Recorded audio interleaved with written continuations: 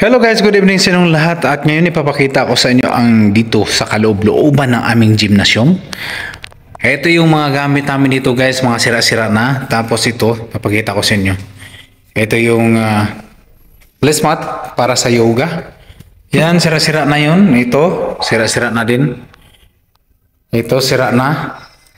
Yan, lagay namin ng mga dumbbells yan. Kaso lang, kulang kami ng mga dumbbells. Yan, ito yung mga gamit namin dito. Ito yung mga yoga mat. Ito siya. Yan, nakikita ninyo, kulang-kulang na yung mga gamit namin. Kung sakaling gusto niyo mag-donate, ilagay ko lang yung mobile number ko sa screen ng aking video.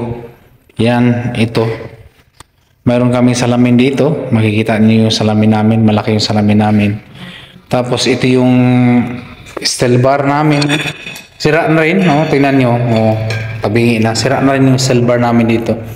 Saka mga, namin, mga plates namin, sira-sira na din. Dahil matagal na to. Yan, nakita niyo itong para sa, sa chest. Tapos ito yung mga dumbbells namin. Maliliit lang siya talaga guys, at saka magagaan.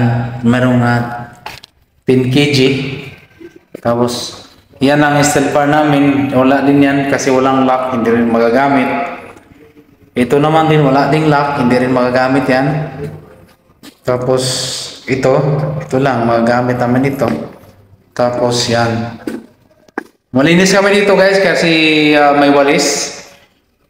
Yan yung mga kumpleto kami sa mga lock ng steel plate, kaso lang ang steel plate namin ay hindi available kasi wala nga kami. Ito yung bench press na namin. So sira-sira na din mga kaibigan ng tingnan niyo. Yan. Kung sino yung gusto mag-donate, please ilagay ko yung mobile number ko sa sa screen ng aking video na ito. Siya nga pala guys, kung hindi pa kayo nakasubscribe sa aking YouTube channel, don't forget to like, subscribe, and hit the bell icon para ma-notify ka kung meron ako mga video na bagong i-upload. Thank you very much guys. Good evening sa inyong lahat. Bye bye.